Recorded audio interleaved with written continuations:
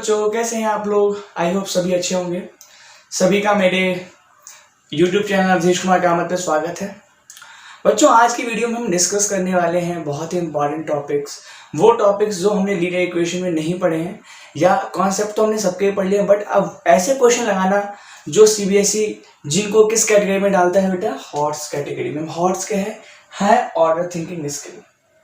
आपके कुछ ऐसे स्किल्स को CBSE चाहता है कि उन क्वेश्चनों को भी आप करो जिनमें आपके high order thinking skill use हो। करेक्ट। तो आज हम इस वीडियो में बेटा NCERT के कुछ उन्हीं क्वेश्चंस के बारे में बात करेंगे। तो आइए चलते हैं कि वो क्वेश्चंस क्या क्या हो सकते हैं। करेक्ट। प्लीज बेटा, जिन लोगों ने सब्सक्राइब नहीं किया चैनल को अभी तक, प्लीज सब्सक्राइब कर दीजिए, ताकि आगे के भी जो भी हमारे पास कॉन्सेप्चुअल वीडियोज या क्वेश्चन वाले वीडियोज हैं वो आपको मिले टाइम पर। ठीक है, चलिए बेटा, इसी के साथ आगे बढ़ते हैं क्वेश्चंस पे कि क्या हमारे पास क्वेश्चन हो सकते हैं। बेटा, हॉर्स कैटेगरी में NCERT का जो फर्स्ट क्वेश्चन मैंने लिया है वो लिया है एक्सरसाइज 3.5 का क्वेश्चन नंबर 2। बच्चों, क्योंकि हमने सारे कॉन्सेप्ट को पढ़ लिए, बट स्टिल मैं थोड़ा सा रिव्यू दूंगा आपको इस क्वेश्चन को करवाने से पहले। तो ये टाइप हॉर्स क्वेश्चन में मैंने स्किल का तो यूज होना ही, साथ साथ ये बेटा बहुत ही ज्यादा इंपॉर्टेंट और बहुत ही आने वाला क्वेश्चन है पेपर में, जो लगभग आता ही आता है पेपर में। ठीक है, तो होता क्या बच्चों, करना क्या होता है हमारे पास, देखो हमारे पास सॉल्यूशन कितने टाइप के होते हैं, 2 टाइप के, कंसिस्टेंट एंड सेकेंड वन बेटा इनकंसिस्टेंट। करेक्ट। अब कंसिस्टेंट में क्या होता है बच्चों, इसमें भी 2 हमारे पास टाइप के सॉल्यूशन आते हैं, एक infinitely many solution and second one बेटा unique solution. Correct. And inconsistent type of solution में बच्चों क्या आ जाता है हमारे पास, नो सॉल्यूशन टाइप के सॉल्यूशन हमारे पास आ जाते हैं। अब ये सभी है क्या बच्चों, ये हमारे पास सभी जो है ये क्या है। अब क्योंकि आपने पढ़ा है कि पेयर ऑफ लीनियर इक्वेशन की जनरल फॉर्म क्या होती है बच्चों, a1x plus b1y plus c1 equal to 0 and a2x plus b2y plus c2 equal to 0। Correct. ये हमारे पास pair of linear equation in 2 variable है। ठीक बच्चों। नाउ अब हमने टेबल पढ़ी है लीनियर इक्वेशन 2 वेरिएबल में, जिसमें ये बताया जा रहा है कि ये कंडीशंस कब होंगी with the help of these coefficients. Correct ना। क्या क्या थी कंडीशन बच्चों, एक बार हम डिवाइस कर लेते हैं, रिव्यू ले लेते हैं पढ़ने से पहले। a1 upon a2, b1 upon b2 और c1 अपॉन c2 आपस में बराबर हो तो बेटा वो किसको सेटिस्फाई करती है, इनफाइनाइटली मेनी सॉल्यूशन को। ठीक है।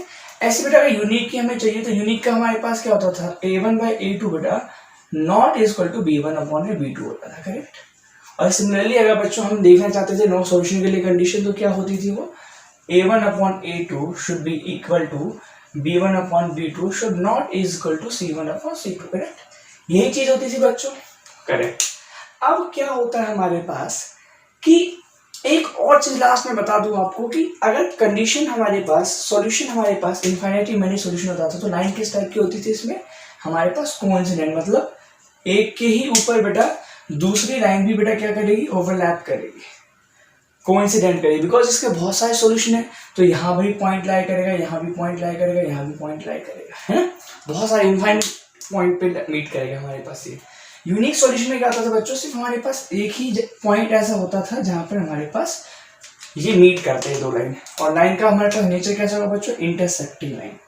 और थर्ड वन होता है हमारे पास नो सॉल्यूशन के लिए लाइन कैसी होती थी बच्चों, पैरेलल लाइन, बिकॉज ऐसा कोई पॉइंट ही नहीं है जहां पर ये दोनों मीट करें, तो लाइन कैसी होगी, पैरेलल होगी। तो ये लाइन वाइज था कि लाइन का नेचर कैसा होगा। ठीक। इसको हमने एज ए रिव्यू पढ़ा, क्योंकि आपने लोगों ने पहले भी पढ़ा हुआ है। ठीक है।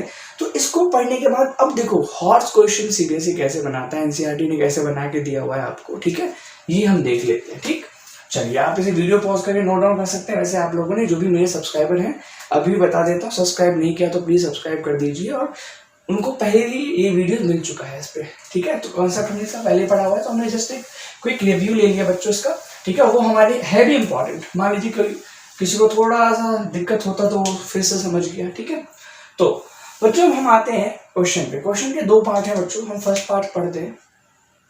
फर्स्ट पार्ट हमारे पास क्या है बच्चों कि हमारे पास कुछ एक pair of linear equation given है और हमें क्या फाइंड करना है, ए और बी की वैल्यू। अब ए और बी हमारे पास अननोन है, ठीक है। अब दो अननोन है तो बेटा हमारे पास दो इक्वेशन भी चाहिए सॉल्व करने के लिए, बिकॉज दो वेरिएबल तो दो इक्वेशन, एक वेरिएबल तो एक ही इक्वेशन से काम हो जाती ना। दो वेरिएबल है, ठीक है, चाहिए हमें दो इक्वेशन, बट हमें गिवन क्या है हम पहले वो देख लेते हैं। हमें गिवन है बच्चों 2x + 3y, 2x + 3y is equal to what, 7। ये हमारे पास फर्स्ट इक्वेशन है। एंड सेकेंड वन बेटा a - bx plus a + by is equal to 3a + b - 2। बच्चों हमारे पास ये पेयर ऑफ लीनियर इक्वेशन है गिवन, और हमें बेटा क्या फाइंड करनी है, a और b, इन दो अननोन की वैल्यूज फाइंड करनी है। बट इस तरह क्वेश्चन में बेटा हमें एक कंडीशन दी होगी। कंडीशन क्या दी होगी कि इसका सॉल्यूशन जो है बेटा वो कैसा है, इनफाइनाइटली मेनी सॉल्यूशन। क्वेश्चन को पढ़ लो, लिखा है उसमें कि दिस पेयर ऑफ एक लीनियर इक्वेशन है infinitely many solution, then find the value of what, a and b। तो बहुत ही इजी है बच्चों। देखो क्योंकि इसने बोल दिया इनफाइनाइटली मेनी सॉल्यूशन, तो इस पेयर के लिए हमने कंडीशन लगा देनी है क्या, यहां पर लिख देना since given pair of linear equation have what बच्चों, infinitely many solution। therefore बेटा क्या होगा, इसलिए पता है आपको a1/a2 किसके बराबर होगा, b1/b2, और ये किसके बराबर होगा बच्चों, c1/c का, करेक्ट। तो अब बच्चों हमें पता है a1 2 है और a2 हमारे पास a - b है, b1 3, b2 a + b, c1 7 और 3a + b - 2, ये हमारे पास c2 हो गया। अच्छा, कुछ बच्चे क्या करते हैं, 7 को इस साइड भी लेके आते हैं, इस फॉर्म में लेके आने के लिए a1x + b1y + c1 = 0। आप ये फॉर्म में कन्वर्ट करके भी इसको कर सकते हो, कोई दिक्कत नहीं है, ठीक है। बट अगर ये ऐसा भी है तो भी कोई दिक्कत नहीं, बिकॉज हम ऐसे भी तो लिख सकते हैं a1x + b1y = c1। अगर वो माइनस है उधर जाके -c1 से कोई दिक्कत मत लेना, बट यहाँ पे कांस्टेंट है, चाहे वैल्यू कुछ भी है उसकी, पॉजिटिव या नेगेटिव ना। अगर हम ये कंडीशन अगर लगाए बेटा तो यहाँ पर इसके हिसाब से क्या होगा, a1 है 2 में बच्चों a - b, 3 में a + b एंड व्हाट 7 में 3a + b - 2, कोई दिक्कत नहीं ना। हमें दो अननोन फाइंड करने, तो मैंने अभी थोड़ी देर पहले बोला था कि दो इक्वेशन भी हमें चाहिए, ठीक है ना। तो आपको पता है ये तीनों आपस में इक्वल है, तो मैं फर्स्ट को लास्ट के और सेकंड को भी लास्ट के इक्वल पुट कर सकता हूँ, कोई दिक्कत नहीं बेटा, बिकॉज तीनों आपस में बराबर है। तो मैंने क्या कर लिया बच्चों, 2a - b को किसके बराबर रख दिया, 7 में 3a + b - 2 के, करेक्ट। क्रॉस मल्टीप्लाई कर लेते हैं बच्चों, क्रॉस मल्टीप्लाई कर लेंगे हम, कोई दिक्कत नहीं, ठीक है। और इससे हमें क्या मिल गया, 2 3a + b - 2 = 7a - b। और इससे हमें क्या मिल गया बच्चों, ब्रैकेट ओपन कर लेते हैं डिस्ट्रीब्यूटिव प्रॉपर्टी से, 6a + 2b - 4 = 7a - 7b, कोई दिक्कत नहीं। सभी टर्म को एक साथ ले आते हैं बच्चों, ठीक है, एक साइड ले आते हैं। 6a - 7a तो माइनस ये बचा बच्चों, प्लस 2b + 7b तो 9b, और -4 का साइड है तो बचा +4। तो हमारे पास फर्स्ट इक्वेशन आ गई बेटा, देख पा रहे हो आप, ठीक है। हमारे पास ये first pair of linear equation आ गया, पेयर का फर्स्ट इक्वेशन आ गया। नाउ सेकंड देख लेते हैं। सेकंड बेटा हमारे पास क्या सॉल्व करना है, 3a + b को किसके बराबर रखना है बच्चों, अगेन 7 में 3a + b - 2 के। अगेन हम बेटा क्या कर सकते हैं, क्रॉस मल्टीप्लाई कर देंगे, ठीक है। तो हमें क्या मिल गया, 3a + b - 2 = 7a + b, कोई डाउट नहीं बच्चों। नाउ 3 3 9a डिस्ट्रीब्यूटिव प्रॉपर्टी लगाना 3b 6 7a प्लस 7, कोई दिक्कत नहीं, सबको एक साथ ले आते हैं। 9a में से 7a गया बच्चों 2a, 3b में से प्लस का इधर आ गया -7b तो -4b, बिकॉज माइनस वाला बड़ा है, माइनस का इधर गया तो बेटा +6, कोई दिक्कत नहीं। ये हमारे पास सेकंड आ गया, हमारे पेयर की सेकंड इक्वेशन आ गई ना। ये दोनों हमारे पास बेटा सॉल्वेबल है बाय एनी ऑफ मेथड, ठीक है, किसी मेथड से। तो हम इसको सॉल्व कर लेते हैं। हमारे पास दो इक्वेशन क्या है बच्चों, -a plus 9b equal to में 4 and what 2a minus 4b equal to 6। अब मैं इसको बेटा एलिमिनेशन मेथड से सॉल्व कर रहा हूं, तो यूजिंग एलिमिनेशन मेथड, हमने क्या किया बच्चों, ए का कोफिशिएंट सेम कर लेते, बिकॉज मुझे इजी लग रहा है कि ए का कोफिशिएंट सेम कर लूं। तो पता है मैंने एक दूसरे के कोफिशिएंट से मल्टीप्लाई कर देते हैं, इसको 2 से किया, इसको 1 से किया, तो क्या मिला बच्चों मेरे पास 2a माइनस का प्लस 18b इक्वल टू 4 2 जा 8 and what is the value of second one, same रह जाएगी बच्चों, बिकॉज 1 से कर रहा हूँ। अब क्योंकि आपको पता है बच्चों कि यहाँ पे साइन चेंज करने की आवश्यकता नहीं है, बिकॉज -2 या +2 ऐसे कैंसिल आउट हो जाएगा, कैंसिल आउट हो गया।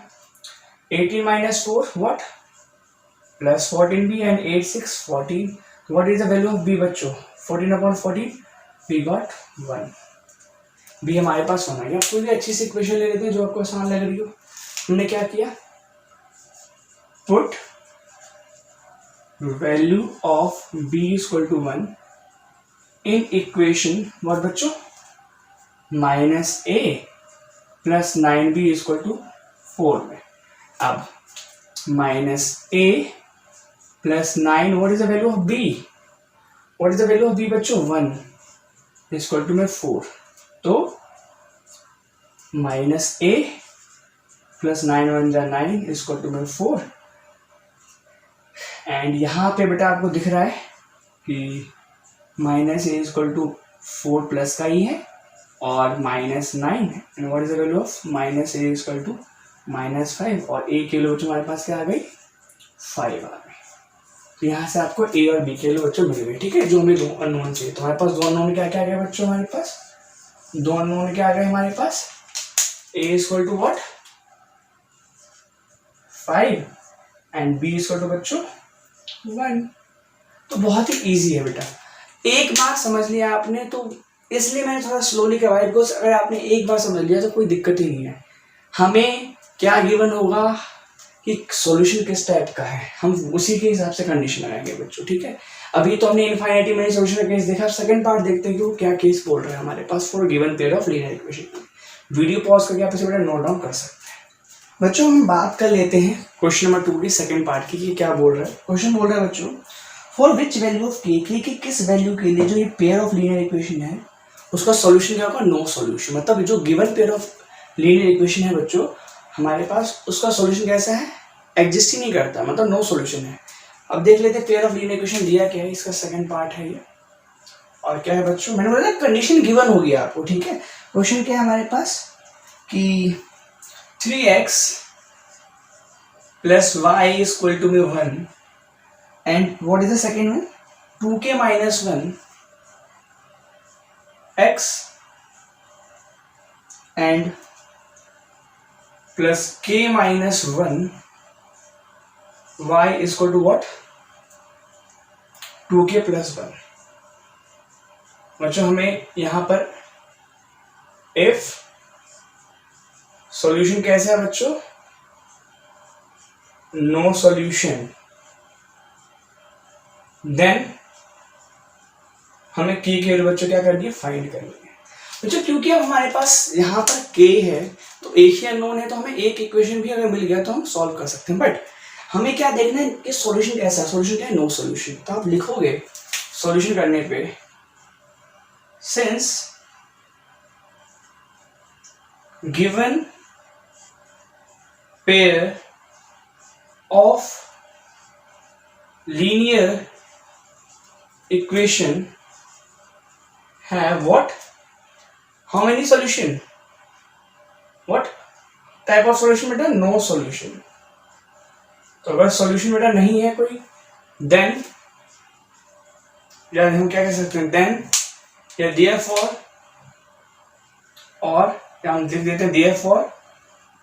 क्या कंडीशन क्या होती है बच्चों नो सॉल्यूशन की? a1/a2 should be equal to b1/b2 but not equal to c1/c2, ये कंडीशन है। कोई दिक्कत नहीं, हमको पता है a1 हमारे पास क्या है बच्चों, बहुत जल्दी जल्दी कर सकते हैं हम, 3, a2 है 2 के -1, जब कुछ भी नहीं होता b1 हमारे पास क्या है 1 है, b2 के -1, c1 1 है और 2 के +1, कोई दिक्कत नहीं, हम पुट कर लेते हैं फटाफट बच्चों। ठीक है, कैसे? a1 हमारे पास है 3, a2 हमारे पास है 2 के -1 इक्वल टू b1 हमारे पास क्या है बच्चों 1, b2 हमारे पास क्या है के -1, नॉट इक्वल टू c1 क्या है बच्चों 1, c2 क्या हमारे पास 2 के +1।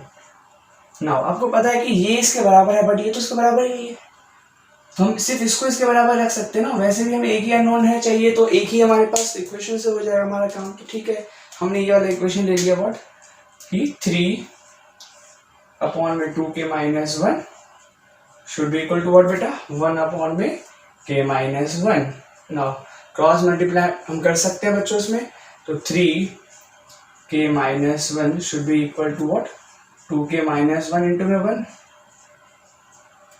मल्टीप्लाई कर लेते हैं डिस्ट्रीब्यूटिव प्रॉपर्टी से, 3 के -1 3 से 3 के -3 1 जा 3, 2 के -1 को 1 से किया बच्चों तो 2 के -1 ही आएगा, के वाले एक साइड ले आते हैं, 3 के -2 के व्हाट 3 के -2 के and -1 + 3, what is the value of 3 के -2 के, व्हाट के आएगा, और 3 - 1 2, तो के लिए बच्चों हमारे पास क्या आ गई 2 आ गई।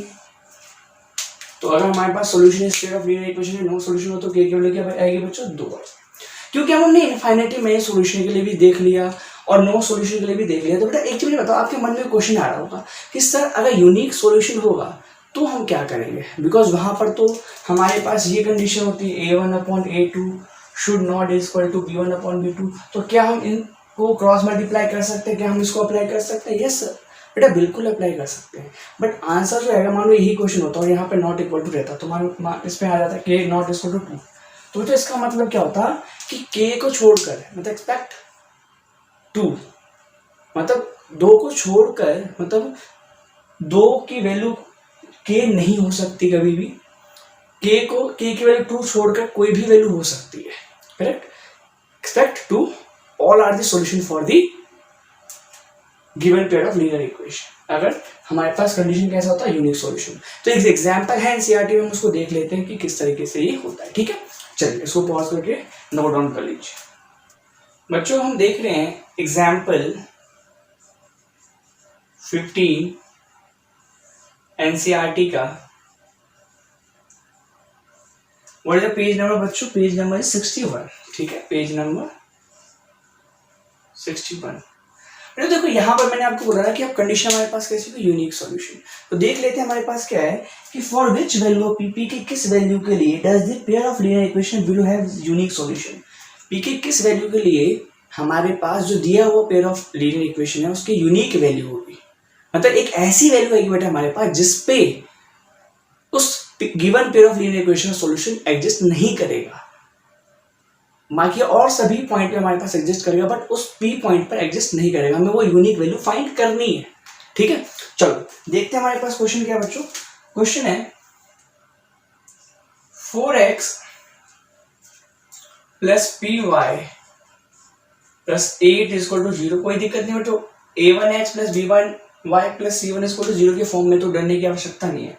सेकंड हमारे पास क्या है 2x + 2y + 2 = 0। कोई दिक्कत नहीं बच्चों, हमें क्या फाइंड करना है, पी की यूनिक वैल्यू फाइंड करनी है, क्योंकि सिंस सॉल्यूशन क्या है बच्चों हमारा यूनिक है।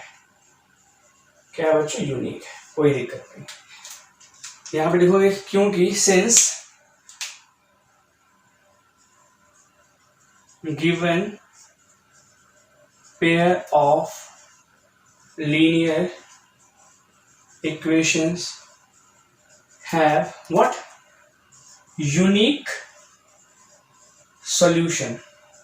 सॉल्यूशन कैसा है बच्चों यूनिक है, ठीक है, यूनिक सॉल्यूशन है। therefore कंडीशन क्या होती है बच्चों यूनिक की, a1/a2 should not is equal to b1 upon b2। और आपको यहाँ पर दिख रहा होगा इजीली कि हमारे पास a1 है 4, b1 a2 हमारे पास 2, b1 p और b2 हमारे पास क्या बच्चों 2।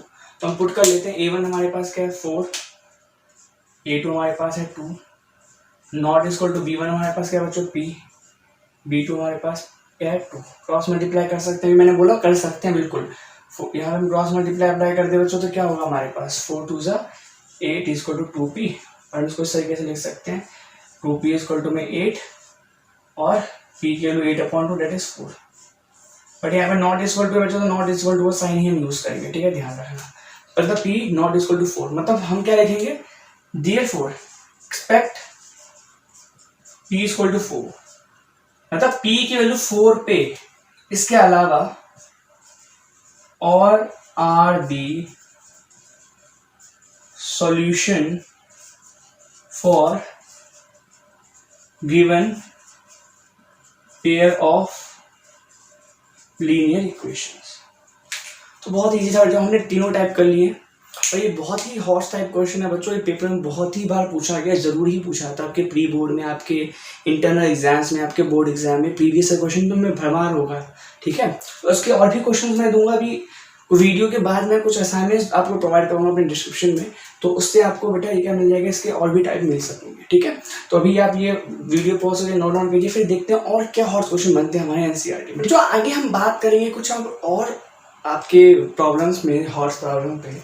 और अब मैंने इस कैटेगरी में लिया है एनसीईआरटी का एक्सरसाइज नंबर 3.7 ऑप्शनल, ठीक है।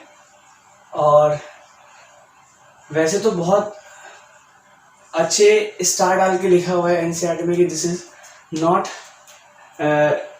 Comes in the exam, but यहाँ पर ये चीज़ ध्यान रखना ऐसा कुछ भी नहीं होता है, कुछ इंपॉर्टेंस ही आपके पास टॉपिक करने के लिए होते हैं मेरे हिसाब से ऑप्शन एक्सरसाइज में। ना इसमें बेटा मैंने किस टाइप का क्वेश्चन लिया देखोगे आप, क्वेश्चन नंबर 7 देख लो कि हमारे पास ना कुछ इस टाइप की इक्वेशंस गिवन है बच्चों, ठीक है। किस टाइप की आप देख सकते हो, px plus qy is equal to p minus q and what is the second one बच्चों, qx minus py is equal to what, p plus q। ये आप देख रहे हो बच्चों, ठीक है। अब ऐसे हमारे पास 3-4 क्वेश्चन हैं। तो जब ये क्वेश्चन आपके माइंड में आता तो आप बोलोगे सर ये क्या क्वेश्चन है हमारे पास। पहले तो बच्चे ये सोचते हैं कि सर ये हमसे होगा ही नहीं, बिकॉज पहले क्या बच्चे सोचते हैं कि जो भी हमने टॉपिक किया कि इसमें सर सॉल्यूशन गिवन होगा, प्योर क्यू की वैल्यू में फाइंड करनी होगी। बट यहाँ पे सॉल्यूशन हमें देना है, सॉल्यूशन अगर इसको सॉल्व करना है बेटा, तो सॉल्व करना है हमें, तो हमें क्या फाइंड करना है, हमें फाइंड करना है एक्स और वाई। तो यहाँ पर तो आप गलत हो गए कि आपको पी और क्यू फाइंड करना है, एक्स और वाई आपको फाइंड करना है, ठीक है। तो अब यहाँ पर क्या, तो बच्चे आप सोचेंगे सर हमारे पास तो मेथड ऑफ सॉल्यूशन है 3 ही है, सब्स्टिट्यूशन, एलिमिनेशन और क्रॉस मल्टीप्लिकेशन। तो बेटा आपको जो मन है वो लगा सकते हो, सभी से आंसर आ जाएगा। बट इस टाइप के क्वेश्चन को मैं क्या सजेस्ट करूँगा आपको, एलिमिनेशन या क्रॉस मल्टीप्लिकेशन से सॉल्व कर रहे हो। अभी इस क्वेश्चन को मैं क्रॉस मल्टीप्लिकेशन से नहीं, एलिमिनेशन से सॉल्व कर रहा हूँ। आप क्रॉस मल्टीप्लिकेशन से भी सॉल्व कर सकते हो, बाय इजिली हो जाएगा, ठीक है। कोई दिक्कत नहीं, मैंने ये 2 इक्वेशन ले लिए बच्चों आपके पास, ठीक है। अब क्योंकि आपको पता है कि x और y में से किसी एक का कोएफिशिएंट बेटा सेम होना चाहिए, तो मैंने यहाँ पे क्या किया, by using elimination method, by using elimination method मैंने बच्चों क्या कर दिया, मैंने x का कोएफिशिएंट सेम किया तो इसको q से मल्टीप्लाई कर दिया, इसको p से मल्टीप्लाई कर दिया। पता ना आपको क्यों, ताकि मेरे x का कोएफिशिएंट सेम हो जाए। तो अगर मैंने q से मल्टीप्लाई किया तो पूरे को ही करते हैं। देखो मेथड कहीं भी चेंज नहीं होने का, चाहे टर्म कुछ भी हो, x p y z कुछ भी हो हमारे पास गिवन हो, ठीक है। तो ये चीज ध्यान रखना। तो ये क्या बन जाएगा बच्चों हमारे पास, p इंटू क्यू, बेटा p बन गया q x plus q into q square x equal to p minus q into में बच्चों q, ठीक है। अभी मैंने इसे ओपन नहीं किया ताकि आप कंफ्यूज ना हो जाए कि कहाँ से आ रहा है, ठीक है। Now p q x minus P square Y equal to, अब बच्चों हमने क्या किया, p प्लस क्यू इंटू में p कर दिया, कोई डाउट नहीं, ठीक है। नाउ अब हमने क्या किया, अब मैं इस स्टेप में बच्चों इसको ओपन कर देता हूँ, कैसे, पी क्यू एक्स और plus Q square x equal to P Q minus Q square. और यहाँ पर बच्चों मैंने क्या कर दिया, फिर से p q x minus P square Y equal to p square plus P q. कोई डाउट बच्चों? अब आप करते क्या, हम क्या करते थे अगले स्टेप में कि जिनको हमने सेम किया, जिस सेम क्यों किया था कि यहाँ पर एक वेरिएबल एलिमिनेट हो जाए, दैट इज एक्स एलिमिनेट हो जाए। क्यों? बिकॉज मैंने एक्स के कोफिशिएंट को सेम किया है। अब उसमें भाई बिकॉज ये साइन अलग अलग नहीं है तो साइन अलग करूँगा, प्लस का माइनस, माइनस का प्लस, प्लस का माइनस। अब देखो ये चीज ध्यान रखना, माइनस करो तो सिर्फ पी स्क्वायर माइनस नहीं हुआ, इस पूरे टर्म पे माइनस आएगा बच्चों, ठीक है? बिकॉज ये पूरी टर्म है तो बच्चे सिर्फ यहाँ पर माइनस पी स्क्वायर सोचते हैं, बट ये minus P square plus P Q आएगा, ठीक है? ये चीज ध्यान रखना। अभी कैंसिल आउट। अब क्या बचा हमारे पास बच्चों, क्यू स्क्वायर एक्स प्लस का है ये पी स्क्वायर वाई। और यहाँ पर बच्चों देखो क्या है, हम उतार लेते हैं P Q minus Q square, minus का आया बेटा ये जो इस तरीके से हम लिखेंगे, जब भी माइनस आएगा तो आप ब्रैकेट का यूज कर लो हमेशा हर जगह मैथमेटिक्स के अंदर, ठीक है ना? देख लेते क्या आया सॉल्व करके, Q square X plus P square Y equal to P Q minus Q square minus P square minus P Q. Plus P Q से minus P Q cancel out. अब आप देख रहे हो यहां पर भी कुछ नहीं हो सकता, ठीक है? अच्छा एक चीज ध्यान रखो बच्चों, यहां पर हमारे पास मैंने एक चीज गलत लिखी है शुरू से ही, ये y है बच्चों, यहाँ पर ये हमारे पास बच्चों क्या है, y है। अगर ये y है तो हमारे पास यहाँ पर भी क्या आ जाएगा बच्चों, ये y आ जाएगा, ठीक है? ये y आ जाएगा। अब देखो यहाँ पर हमारे पास क्या हो गया, ये भी y हो जाएगा। अब देखो इन दोनों कॉमन क्या आ जाएगा बच्चों, y कॉमन आ जाएगा, y कॉमन ले लेते हैं, बचा क्या, Q square plus P square. अब Q square plus P square को मैं कॉम्पिटिटिव प्रॉपर्टी ऑफ एडिशन से P square plus Q square भी लिख सकता हूँ बच्चों। ये मुझे अच्छा लगेगा बिकॉज ऐसा कुछ नहीं है कि आप नहीं लिख सकते हो, Q square plus Q square, Q square plus P square वो भी लिख सकते हो, कोई दिक्कत नहीं है। बाकी बच्चों यहाँ पर देखो क्या आया, अगर मैं इन दोनों में कॉमन ले लूँ तो यहाँ पर क्या बचेगा, Q square minus P square plus P square, because minus ले लिया बाहर तो यहाँ पे बचेगा प्लस, यहाँ पे बचेगा प्लस। अच्छा इसको भी मैं अच्छा नहीं लग रहा मुझे, मैंने क्या कर दिया इसको भी कॉम्पिटिटिव प्रॉपर्टी ऑफ एडिशन से P square plus Q square ले, आप Q square plus P square भी ले सकते हो, कोई दिक्कत नहीं। आप देख पा रहे हो बेटे यहाँ से ये कैंसिल आउट हो जाएगा, या इंटू में जाकर डिवाइड हो जाएगा तो भी कैंसिल आउट हो जाएगा। तो यहाँ पर क्या बचेगा -1, मतलब हमारे पास y की वैल्यू हमारे पास आराम से मिल गया बच्चों, y इक्वल टू -1, कोई दिक्कत नहीं, ठीक है? नाउ देखो कहीं भी हमने चाहे क्वेश्चन कैसा भी है हमने चेंज नहीं किया पाथ, हमने जैसा था वैसे ही कर रहे हैं इसको भी, ठीक है? y इक्वल टू -1, ठीक है? नाउ आप क्या करना है आपको बच्चों, हमने y इक्वल टू -1 को किसी भी अच्छे से इक्वेशन में पुट कर दो, जो भी आपको लगे y के लो। मैंने क्या किया बच्चों, यहाँ पे पुट कर दिया, ठीक है? ब्रैकेट ओपन ही था कि इसको भी तो ओपन ही करना पड़ेगा, तो मैंने ओपन वाले ब्रैकेट में कर लिया। मैंने क्या कर दिया, पुट y इक्वल टू -1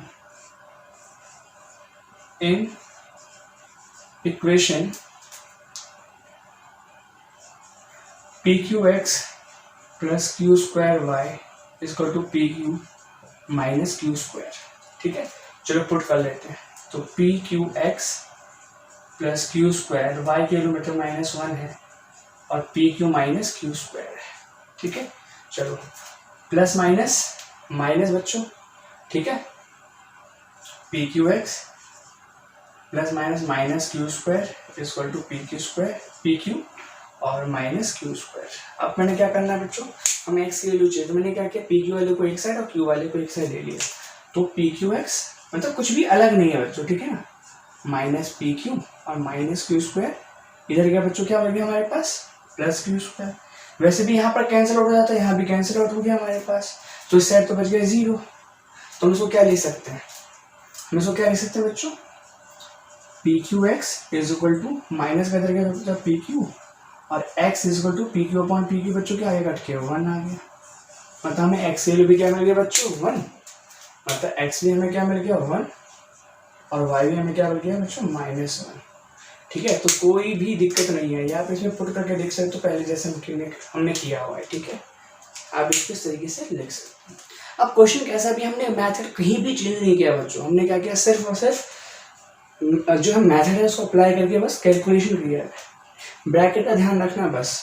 और जो गलती मैंने की एक्स और वाई को अलग अलग पुट करने की, ऐसा मत करना, जो एक्स वाई की जगह वाई हुई होगा, ये टर्म चेंज नहीं करना। तो आप उसको वीडियो पॉज करके नोट डाउन करो। बाकी बेटा इसके 2 या 3 पार्ट जो भी इस तरीके के हैं वो आपके लिए होमवर्क हो जाएगा, ठीक है, ये ध्यान रखना।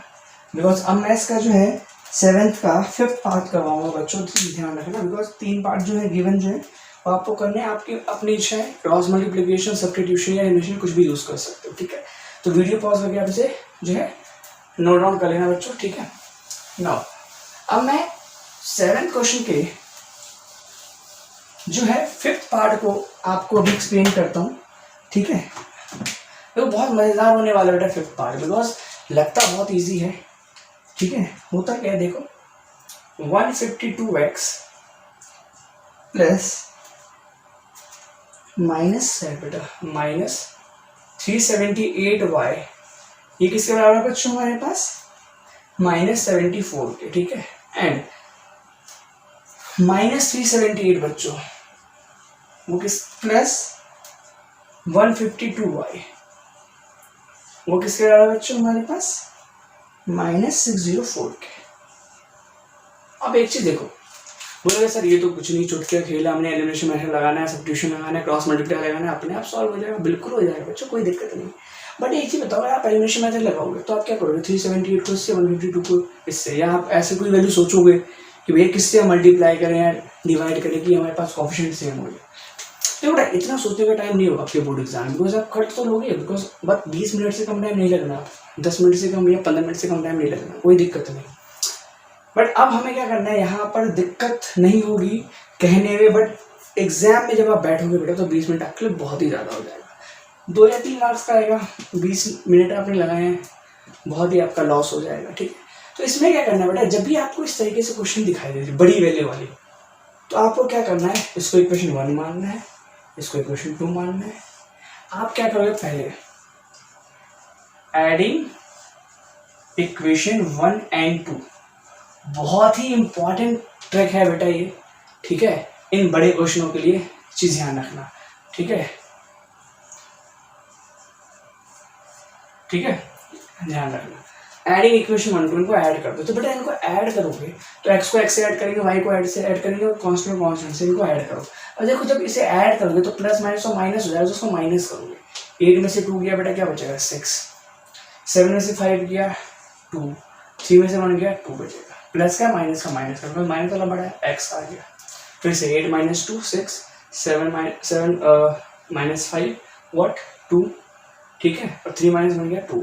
ना अब यहाँ भी प्लस करोगे, फिर से प्लस माइनस बच्चों क्या हो जाएगा माइनस, बिकॉज माइनस प्लस क्या हो जाएगा माइनस हो जाएगा ना। तो फिर आपको पता है 378 में से फिर से सेम वैल्यू जा रही है, दोबारा कैलकुलेट करने की आवश्यकता भी नहीं है, -226 आ जाएगा, बट y आएगा। और यहाँ पर बेटा माइनस माइनस प्लस हो जाता है, साइन माइनस का जाता है, माइनस प्लस कर दो, 448 और 707 और 678 आ जाएगा माइनस का। बच्चों देखो कहीं भी हमने कुछ भी नहीं किया, सिर्फ प्लस किया, एडिंग इक्वेशन 1 एंड 2 ऐड किया हमने, ठीक है। आप देखो माइनस कॉमन आ जाएगा बच्चों, 2 to 6 भी कॉमन आ जाएगा, -2 to 6 कॉमन, और x बचा गया यहाँ पे plus y equal to minus हमारे पास 6 7 8, माइनस से माइनस कैंसिल आउट बच्चों। अब x प्लस y यही रह जाएगा और 226 नीचे आ जाएगा, 678 अपॉन में 226। बेटा से डिवाइड कर लो, अब देखो इसे डिवाइड करो, 3 से पक्का चला जाएगा, 3 6 18, 3 2 6 7, 3 2 6, तो 3 टाइम पे चला गया, मतलब x प्लस y की वैल्यू 3 के बराबर आ गई। और देखो कितनी छोटी सी प्यारी सी इक्वेशन आ गई बच्चों, है ना, बहुत ही छोटी सी इक्वेशन आ जाएगी। ऐसे अब क्या कर लेंगे, एक बार ऐड कर लिया, दूसरी बार में क्या करेंगे बेटा, सब्ट्रैक्टिंग इक्वेशन 2 फ्रॉम फर्स्ट, या आपकी मर्जी है किसी से भी, जैसे कोई भी माइनस कर दो। तो हमने क्या किया, 2 को बेटा 1 से माइनस किया। अब देखो 2 को जब मैं 1 से माइनस करूँगा, तो देखो इसको मैं इसमें से माइनस कर रहा हूँ, ठीक है, इक्वेशन 2 को मैं इसमें से माइनस कर रहा हूँ। ये बताओ -378x में से मैं क्या माइनस कर रहा हूँ, किस में से माइनस कर रहा हूँ, 152 में से। तो 152 में से मैं क्या माइनस कर रहा हूँ बच्चों, -378। मैंने यहाँ पर क्यों अलग अलग लिखा होता है कि आपको साइन की गलती ना हो। देखो माइनस माइनस प्लस, तो ये तो ऐड हो जाएगा, ठीक है। देखो अब ऐड हो गया, कितना आ गया बच्चों, देखो 10, 13, 538x। देख पा रहे हो बच्चों आप, मैंने क्यों करवाया आपको, माइनस हो जाएगा ना, हमने क्या किया फर्स्ट में सेकंड माइनस किया तो माइनस माइनस प्लस हो जाएगा, तो यहाँ पर ये चीज होगा। ठीक है, चलो अब आ जाते हैं सेकंड पे। इसमें से माइनस करना प्लस करेगा, माइनस हो जाएगा, माइनस माइनस अगेन बेटा प्लस, सेम वैल्यू कर रहे हैं तो minus minus plus sign minus का आ जाएगा, तो बेटा क्या आ जाएगा देखो ना, माइनस 378 वाई में से हम क्या कर रहे हैं plus minus minus 152 y minus. ठीक है, तो minus minus plus sign minus का, तो माइनस 530 वाई। करेक्ट बच्चों, नाउ आगे आ जाते हैं। अब देखो माइनस यहाँ पर माइनस माइनस प्लस हो जाएगा, मतलब माइनस 74 में से माइनस माइनस क्या हो गया प्लस 604 कर रहे हैं, माइनस कर लो, ये आ गया 0। ठीक है, और 3 और ये बच्चों क्या आ जाएगा हमारे पास 5, ये 530। अब देख पा रहे हो ये भी, इसमें भी आपको पता लग रहा है कि कॉमन क्या आ जाएगा हमारे पास बच्चों, हमारे पास कॉमन क्या आ जाएगा इसमें से 530 कॉमन आ गया, x minus Y equal to में 530 cancel out, x minus Y आ गया बच्चों 1 के बराबर। आप देख पा रहे हो बच्चों कितनी छोटी सी इक्वेशन आ गई, इतनी बड़ी सी इक्वेशन में हमने इतना छोटा कर दिया। अभी मैं बता रहा हूँ उसका टाइम लग रहा है, जब आप करोगे तो टाइम नहीं लगने का। ठीक है, ये चीज़ ध्यान रखना। चलो अब x plus y equal to में 3 और x minus Y equal to में 1, चुटकी का गेम है बच्चों, cancel out, 2x equal to 3 1 4 आ गया, और x के बच्चों हमारे पास यहाँ पर क्या आ गया 4/2 दैट इज 2। पुट कर लेते हैं किसी भी इक्वेशन में, x प्लस वाई बच्चों कितना है हमारे पास 3, x वैल्यू 2, तो y हमारे पास बच्चों क्या आ जाएगा 1 आ जाएगा। लो कितनी आसानी से आपके पास x y आ गया। अगर बेटा मल्टीप्लाई करके भी करोगे तो इतना कम टाइम में नहीं होगा, 5 से 7 मिनट में हो गया हमारा, जो मैंने समझा के करवाया आपको। जब खुद से करोगे तो 3 या 4 या 5 मिनट मैक्सिमम होगा, तो बहुत टाइम की बचत होती है। तो ये मेरे लिए एक हॉट क्वेश्चन था, कई बार बच्चे करते हैं और गलत करते हैं कैलकुलेशन के चक्कर में इसको। ना बच्चों मेरे लिए जो एक्सरसाइज 3.6 एनसीईआरटी क्वेश्चन में 2 का सेकंड पार्ट जो है एक हमारे पास हॉट क्वेश्चन के हिसाब से है। बेटा इसके लिए मैं थोड़ा सा कॉन्सेप्ट पहले आपको बता दूं क्या है, कॉन्सेप्ट पे अगर मैं जाऊँ, और ये बहुत इंपॉर्टेंट कॉन्सेप्ट है बेटा, टॉपिक है बेटा इस कॉन्सेप्ट के लिए वर्क एंड टाइम, बहुत ही इंपॉर्टेंट टॉपिक है बच्चों। ये चीज़ मुझे बताओ, जब भी हम वर्क टाइम पढ़ते हैं तो मैं अगर सिंपल सी बात करूं कि मैंने आपको एक टेस्ट पेपर दिया करने के लिए, मैंने आपको एक टेस्ट पेपर दिया बच्चों करने के लिए। ठीक है, मैंने इसके लिए बेटा आपको बोला 4 डेज में मुझे कंप्लीट चाहिए बेटा ये टेस्ट पेपर। ठीक है, आपको मैंने एज असाइनमेंट टेस्ट पेपर दिया और मैंने बोला 4 डे में कंप्लीट चाहिए मुझे। तो आपने क्या किया बच्चों, आप में से कोई एक ने इसको 4 दिन में कंप्लीट करके दे दिया। ठीक है, जब वो मेरे पास आया तो मैंने उससे बोला कि अच्छा बता 1 दिन में आपने कितना किया, तो उसने बोला कि सर मुझे ही पता ना कितना किया आपने। तो मैंने उससे एक बोला कि यार देखो अगर आप इस पेपर को 4 डे में करते हो तो मैं ये कह सकता हूँ कि आपने 1 दिन में 1/4 वर्क अपना फिनिश किया है विदाउट, बिकॉज ये पूरा तो एक काम होगा ना, और आपने एक दिन में इतना कर लिया, फिर 1 दिन में इतना, फिर 1 दिन में इतना, फिर 1 दिन में, मतलब 1 दिन में उसने कितना काम किया 1/4 डेज किया। ठीक है, मतलब 1/4 काम किया, वर्क किया। अगर मैं इसी को बोलता 2 डेज में कितना किया तो कितना करता 1/2 डेज का। अगर बेटा इसी को मैं बोलूं x डेज में कितना किया तो x डेज में कितना काम करेगा, x डेज अगर मैंने दिया उसे तो 1 दिन में कितना काम करेगा 1/x डेज।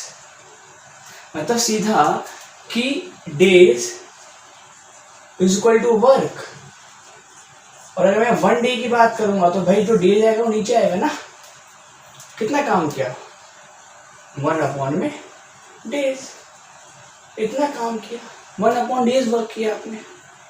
सिंपल ना, अगर मैं पूछूं 5 डेज हैं आपके पास और 5 डेज में आपने कितना, हमारे पास 1 दिन में कितना काम किया, तो भाई 1/में 5 वर्क किया आपने, है ना, 1/5 वर्क किया।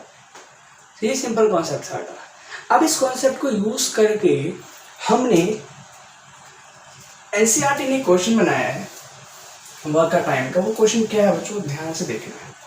क्वेश्चन क्या बोल रहे हैं हमारे पास कि 2 women and 5 men can together finish an embroidery work in 4 days, मिलके 4 दिन में खत्म करते हैं। ठीक है, while 3 women and 6 men can finish it in 3 days। तो मैं जस्ट ऐसे रफली लिख लेता हूँ कि 2 women,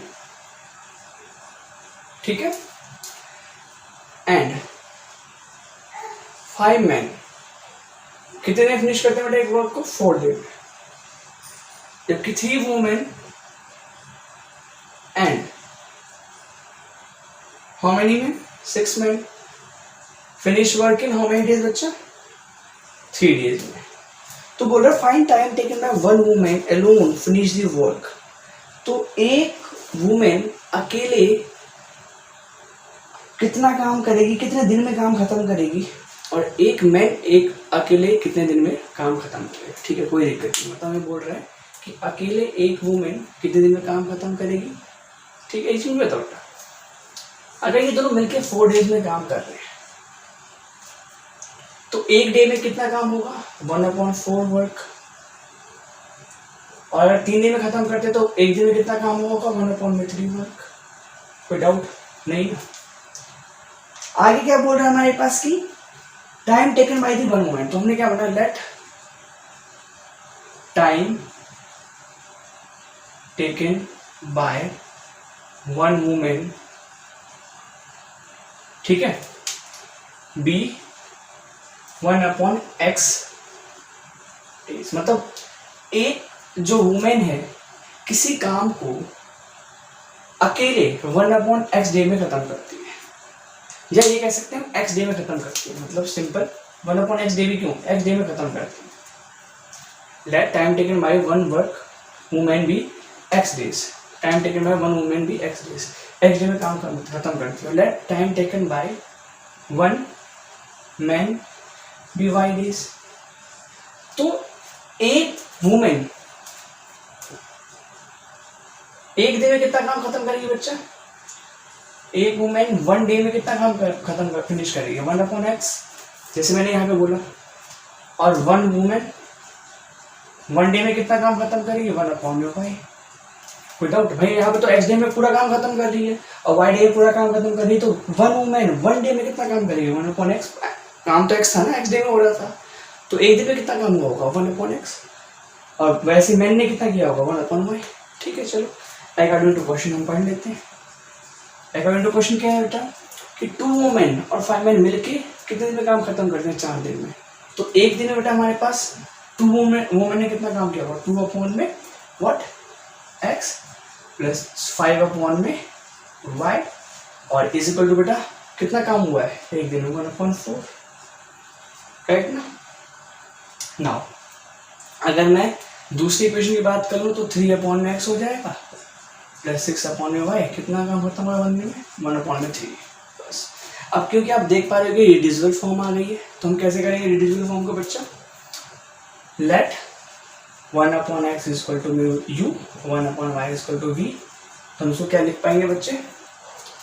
2u plus 5v is equal to 1/4। Cross multiply करेंगे तो 8u plus 40v is equal to 1। Equation first. और ऐसे इसको मल्टीप्लाई कर लेते हैं। तो इसको हमने क्या लिख लिया? मल्टीप्लाई करके को कैसे लिख सकते हैं? 3/x को 3u plus 6v equal to 1/3। Cross multiply कर लेते हैं बच्चों। 3 3 9u plus 18v equal to 1। ये हो गया सेकंड इक्वेशन। कोई दिक्कत नहीं। अब फर्स्ट और सेकंड इक्वेशन आ गई, इसको सॉल्व करके आप एलिमिनेशन मेथड से u और v की वैल्यू फाइंड कर लोगे। u और v की वैल्यू फाइंड करते ही आप इसको इस वैल्यू में पुट कर सकते हो और आपके x और y आ गई। मतलब आपने ये फाइंड कर लेना है कि एक वुमेन कितने दिन में अकेले काम खत्म करेगी और एक मैन कितने दिन में अकेले काम खत्म करेगा। करेक्ट? तो बहुत ही अच्छा सा क्वेश्चन था बेटा, बहुत इंटरेस्टिंग सा क्वेश्चन था मेरे लिए। ये भी एक हॉर्स टाइप क्वेश्चन है बच्चों, ठीक है, ध्यान रखना।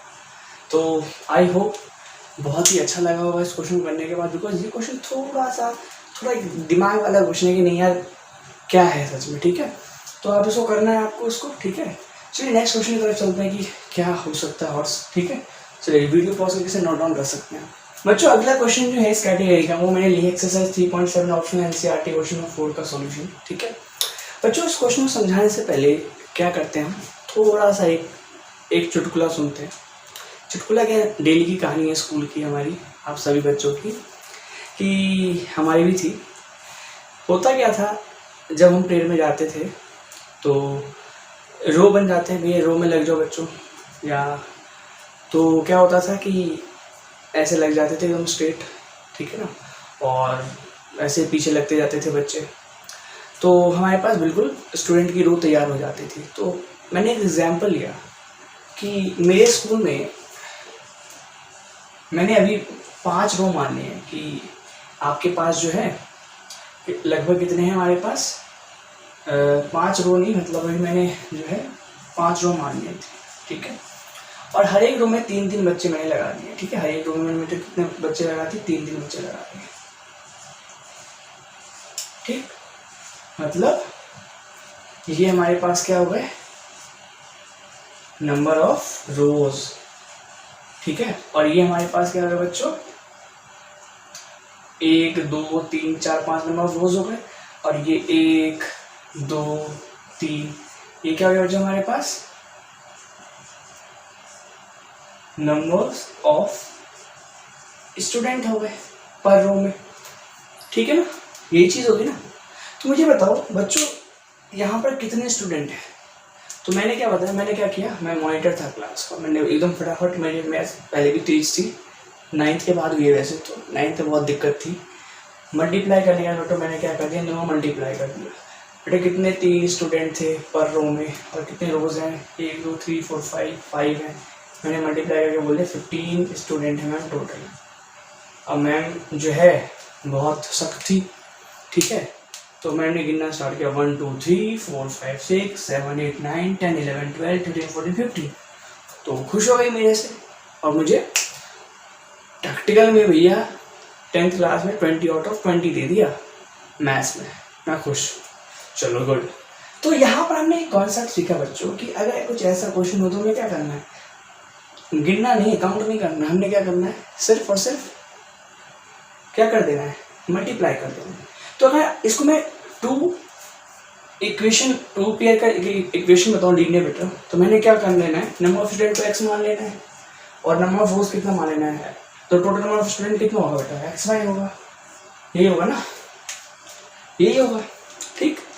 तो अगला जो क्वेश्चन मैं करवाने वाला हूँ, ये क्वेश्चन ऑफ 4 कुछ इसी तरीके से रिलेटेड है, और यही इसका कॉन्सेप्ट है बच्चों, यही इसका क्या है, कॉन्सेप्ट। तो ये कॉन्सेप्ट पे जोर था मेरा, आई होप बेटा आपने बहुत अच्छे से इस कहानी को सुना होगा, समझ लिया होगा, बिकॉज अब जब हम क्वेश्चन पढ़ेंगे ना तो कोई दिक्कतें नहीं आने वाली, ये मेरी गारंटी है, ठीक है।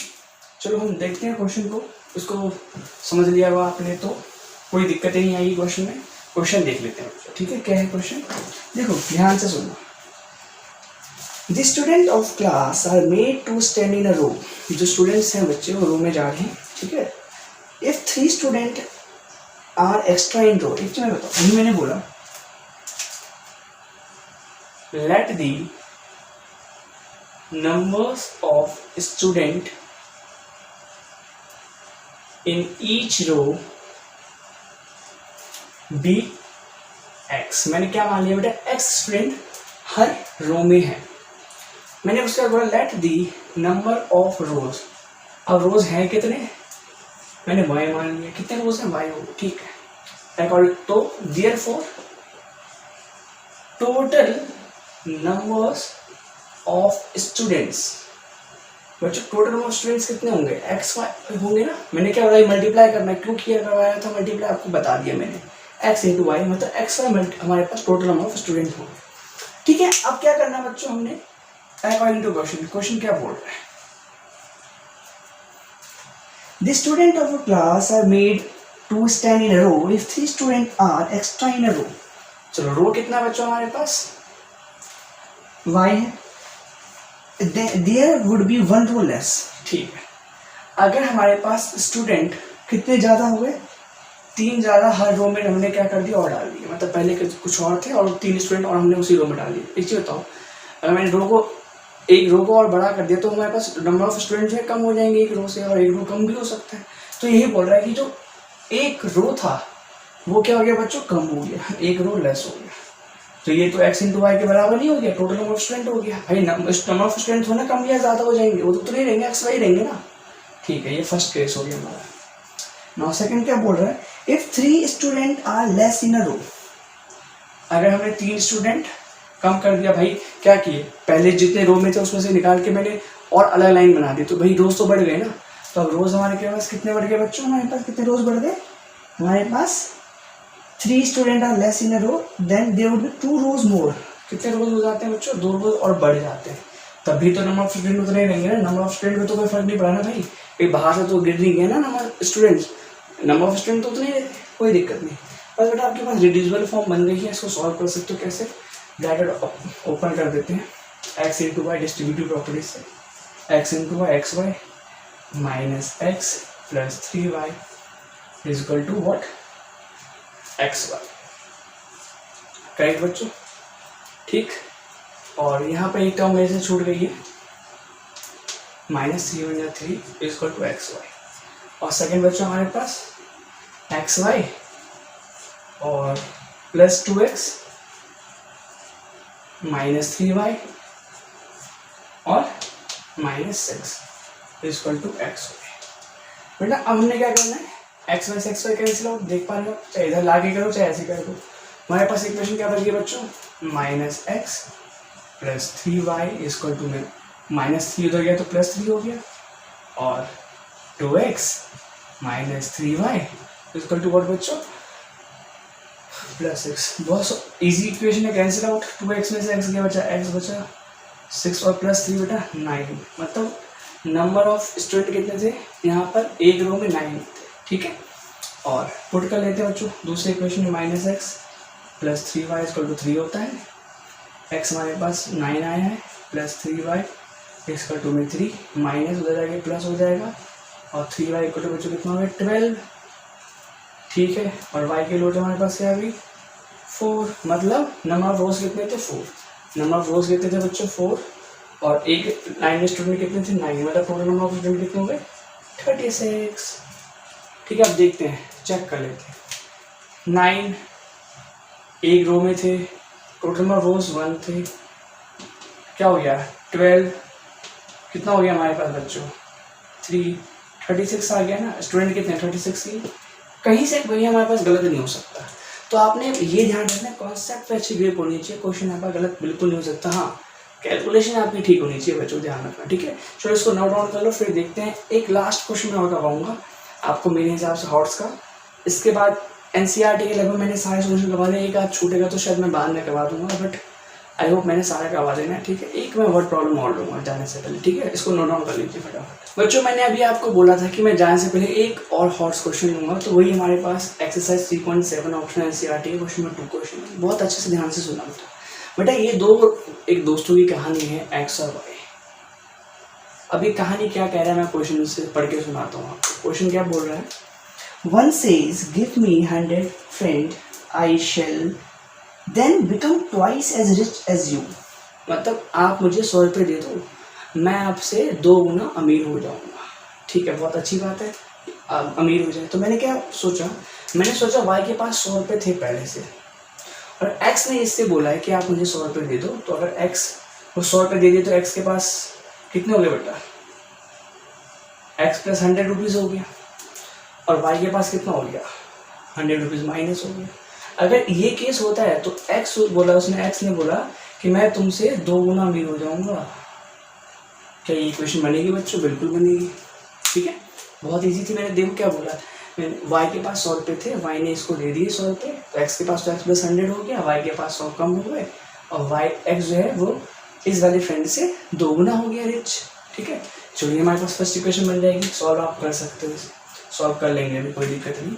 अब क्या बोल रहा है उसके बाद कि I shell if you give me 10 if you, अब अदर रिप्लाई, अदर बेटे ये ध्यान सुना, अदर रिप्लाई। अब ये क्या बोलता है, इसने बोला मेरे से तो छीन लिया, मैं भी छीन लूँ थोड़ा।